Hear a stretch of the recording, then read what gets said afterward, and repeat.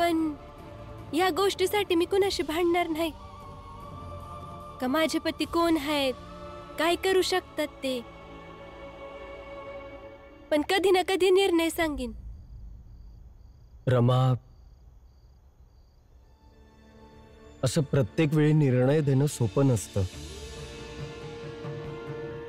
प्रत्येकाच्या आपापल्या धारणा असतात आणि ह्या धारणा वेळेसोबत बदलत राहतात.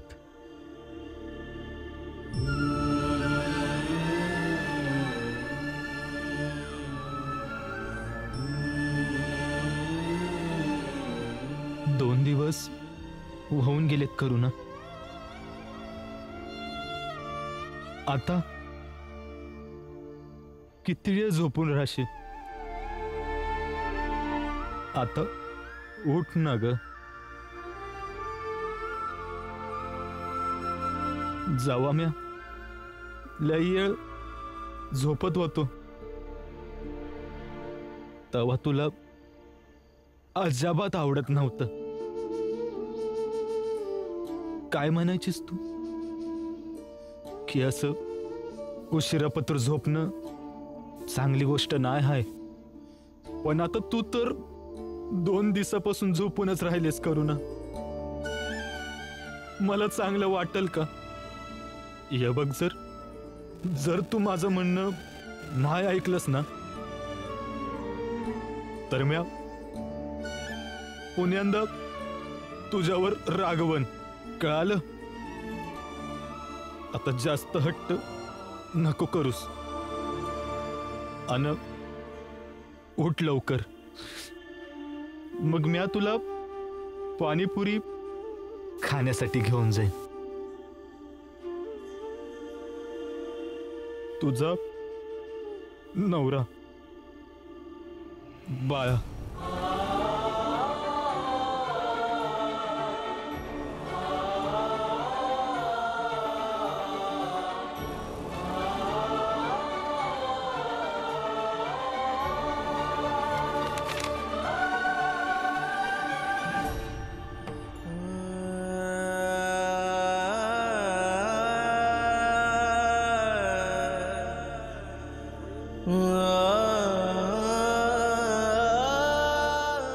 करुणा,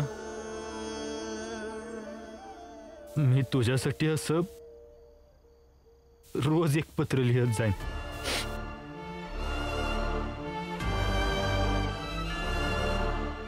आणि तवा पत्र लिहत जाईन जवळ तुला शुद्ध येत नाही. आणि जेव्हा तू उठशील तेव्हा माझे संधी पत्र एकत्र वाच. अरे मी आता विसरलोच की तुला तर वाचताच येत नाही. तू फक्त बरी हो. मग मी स्वतः तुला एक एक करून संधी पत्र वाचून दाखवन. बस आता तू उडग करू ना. आता हट्ट सोडून दे आणि लवकरात लवकर उठ.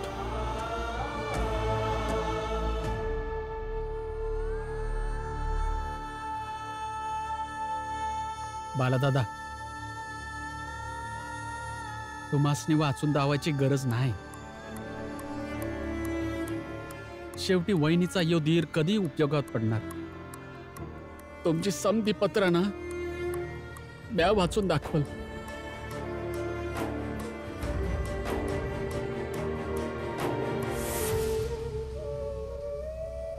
बाळादादा,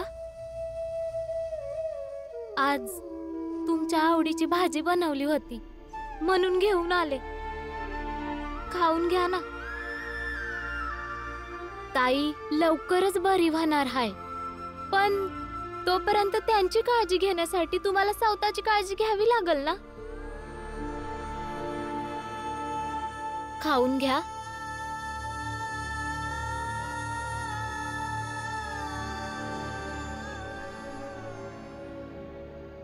मालक, करुणा अजून तरी बेशुद्ध आहे.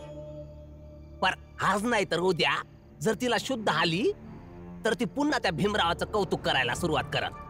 आणि मालक, आता तर बाळा बी भीमावर अधिक जास्त प्रेम करायला लागला, तर समद मिळून एकूण काय तर त्या भीमचा परिणाम समद्यांवर जास्तच होणार आहे मालक।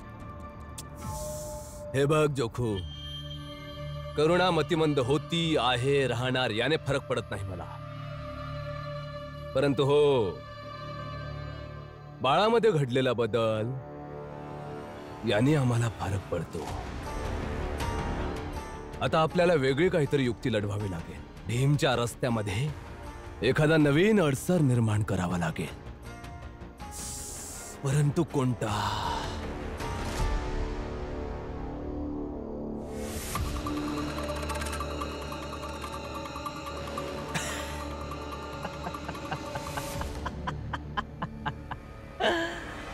प्रचंड देवजी, जिथे इच्छा तिथे मार्ग। अडथळा सापडला। जोखू, ती चाळीमध्ये जी मुलगी आली होती, काय नाव आहे तिचं? आरती। आरती, तिला भीमच्या विरोधात उभी करा, सगळं ठीक होणार। भीम सगळ्यांना मार्ग दाखवत असतो ना, सगळ्यांचाच मार्गदर्शक म्हणून फिरत असतो। काय काय काय म्हणतो हा? की त्याच्या मार्गावर चालल्यानेच सगळ्यांचं चांगलं होणार। परंतु आरतीने काय केलं? आरतीने स्वतःचा असा वेगळा मार्ग तयार केला आणि त्या मार्गावर चालत चालत बघा आता आज कुठून कुठे पोहोचली ती। सगळ्यांसमोर हे सिद्ध करा की आरतीने अवलंबलेला मार्ग हा भीमने दाखवलेल्या मार्गापेक्षा कितीतरी चांगला आहे। समजलं? नाही समजलं मालक। आम्ही समजावतो जोखू। जरा आठव की त्या दिवशी रमा तुला काय म्हणाली होती? माझे पती स्वतःला मोठे नाही समजत, ते नेहमी एका माणसापेक्षा समाजाला मोठे समजतात। त्यासनी समाजाच्या विकासाची काळजी आहे। ते असे हातात एखादा खाऊचा डबा घेऊन ह्या गोष्टीचा टेंभा नाही मिरवत का ते लई मोठे आहेत, उलट समद्यांसाठी लढतात, म्हणजे प्रत्येकाच्या थाळीमध्ये जेवायला अन्न असावं। आठवलं? वय मालक। तर हेच काम तुला करायचंय। हेच जाऊन लोकांना समजवायचंय की भीमरावची जीवन जगण्याची जी पद्धत आहे ती अगदी चुकीची आहे। काय आहे त्याच्या जगण्याची पद्धत? शिक्षण वगैरे घेणं, वाद घालणं, भाषण देणं आणि आमच्यासारख्या उच्च आणि मोठ्या लोकांविरुद्ध बोलत राहणं। पण हे सगळं करून साध्य काय केलं त्याने? काहीही नाही। आणि त्याच ठिकाणी ती जी मुलगी आहे आरती, तिची जगण्याची पद्धत बघ। ती मोठ्या लोकांच्या सानिध्यात राहते। तर स्वतः विचार कर आणि समजाव की कुणाचा रस्ता चांगला आहे आणि कुठे जास्त फायदा आहे। जोखू, तो त्या आरती नावाची रेघ एवढी लांब खेच की त्या रेघेसमोर भीमराव नावाची रेघ कायम स्वरूपी संपुष्टात यावी। आणि हे काम तू, जनार्दन आणि हितेश मिळून कराल। आम्ही लोक कसं काय मालक? काळजी करू नकोस, आम्ही आहोत ना मदत करायला। नेहमीच। काय झालं आता तरी लक्षात आलं ना? हा, वय मालक, समजलो। आता करायचं असं आहे की हा भीमराव जो स्वतःला नायक आणि महानायक सिद्ध कराया बघतोय, त्याच्या समोर आरतीला नायिका आणि महानायिका सिद्ध करायचं आहे। शाबास। ठीक आहे मालक। आता मी निघतो।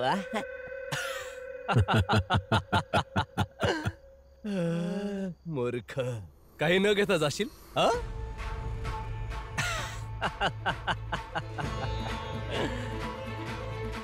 हे घे,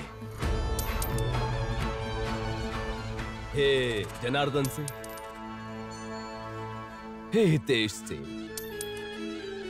आता जा तू, आणि हो, जाता जाता याचा विचार करत जा की आरतीचा दर्जा जितका उंच होईल तुम्हाला मिळणारे पैसे तितकेच वाढत जातील. ठीक आहे वय मालक. नमस्कार मालक. नमस्कार. भिकारी कुठचे.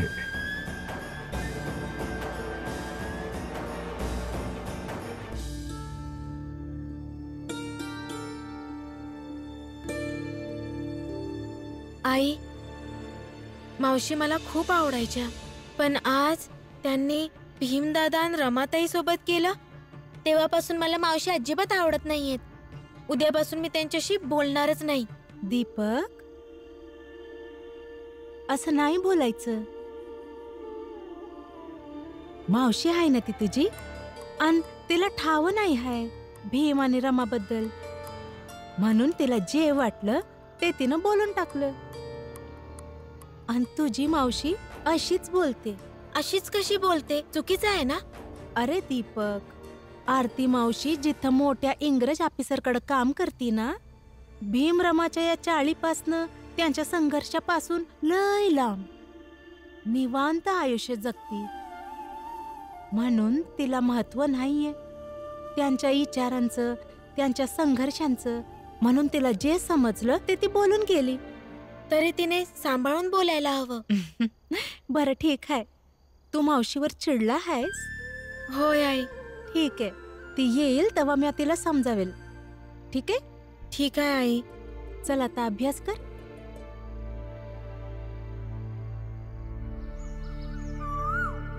अरे या चाळीतल्या लोकांनी बाहेर या. नवीन सकाळ उजळली.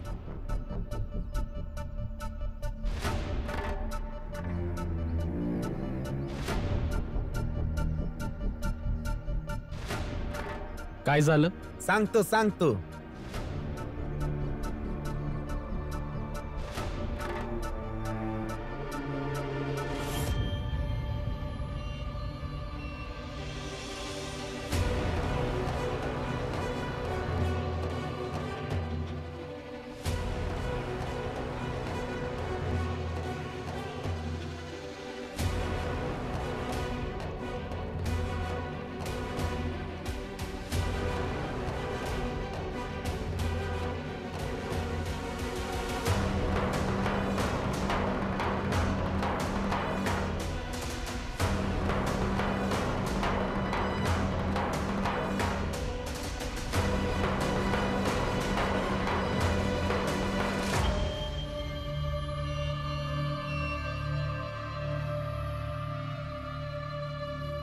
जोखू, फलक घेऊन ये. अरे पण तुम्ही तिघ जण हे काय करत आहात? नंदू, सांगतो तुला आम्ही काय करतो आहोत ते. पहिल्यांदा खेचलेल्या ह्या रेषांना नीट बघून घ्या.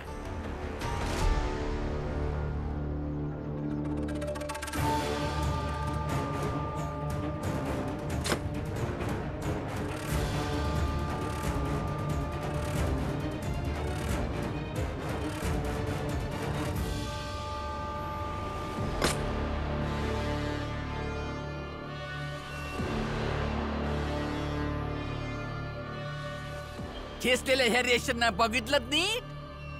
आता हे पण बघा, नीट बघून घ्या. वाचा, ज्याला वाचता येतं मग समजून घ्या. रात्रभर विचार केला, खूप विचार केला, स्वतःबद्दल, आरतीच्या बद्दल आणि मग भीमराव बद्दल.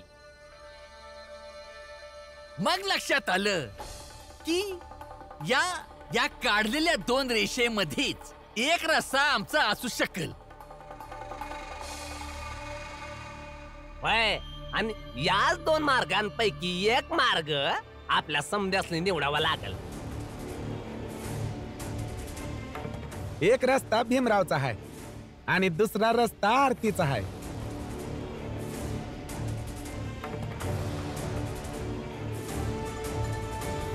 जोखू, जनार्दन, तुम्ही दोघांनी हे नवीन काय नाटक चालू केलंय?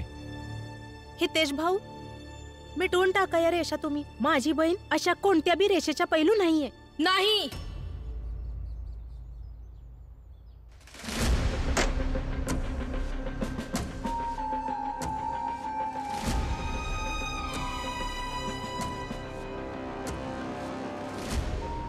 रेषा मिटवल्या जाणार नाही, जशा आहेत तशाच राहतील.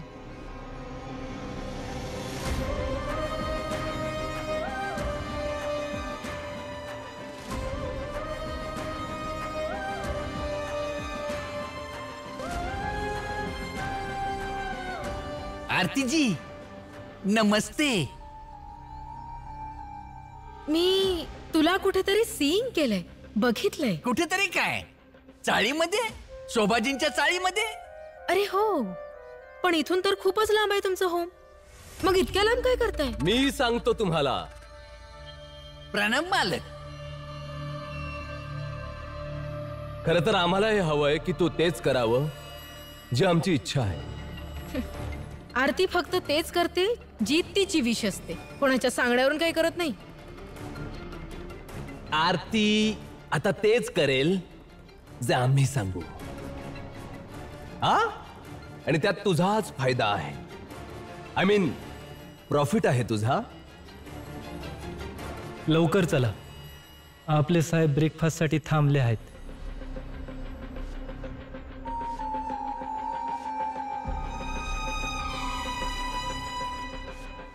टाइम काढून येते, मग समजव. ही रमा आणि हिचा नवरा भीमरावच्या विरुद्धात कुठलीही लाईन असेल तर मी त्या लाईनवर उभी राहीन.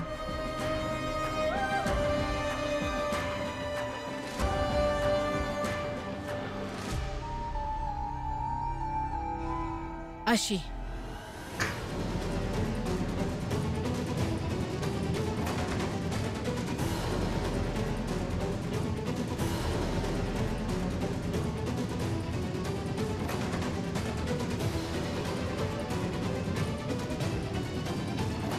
अरे पण का तुम्ही आत्ताच तरी तर आलात ना, मग तुमचं असं कोणतं वैर आहे भीमशी आणि रमाशी? असलच ना, जेव्हा ही चाळीमध्ये आली होती तेव्हा तुझा भाऊ आणि त्याची बायको हिच्याशी भांडली होती. बाकीचे तर काही बोललेच नाही. तेव्हा आता जो बोलेल तो तर भोगेलच ना.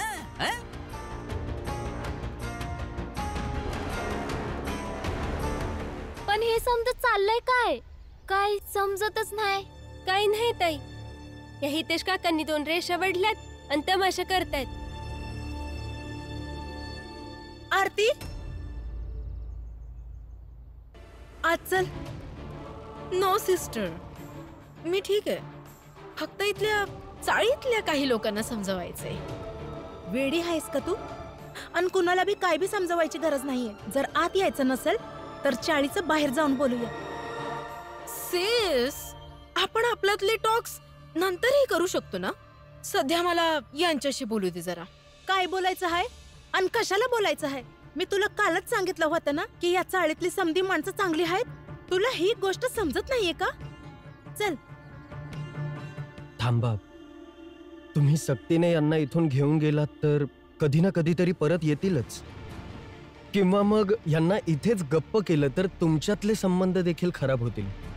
आणि माझी अशी इच्छा नाहीये. मग तुझी काय इच्छा आहे भीम? मला असं वाटतंय हितेश काकांनी ह्या ज्या 2 रेषा आखलेल्या आहेत, जसं ते म्हणाले की रात्रभर त्यांनी खूप विचार केला ह्यांच्याविषयी, माझ्याबद्दल, स्वतःबद्दल. पण त्यांनी हे सांगितलं नाही की काय विचार केला. जर आपल्याला हे समजलं की त्यांच्या मनात नेमकं काय आहे तर आम्ही समजायचा प्रयत्न करू. जर सगळं योग्य वाटलं तर आम्ही ते मान्य करू. आणि जर काही चुकीचं वाटलं तर मी त्याचा तर्कपूर्ण विरोधही करेन. सांगा हितेश काका, ह्या गोष्टीचा काय अर्थ आहे? ते आता आम्ही तुला समजावू.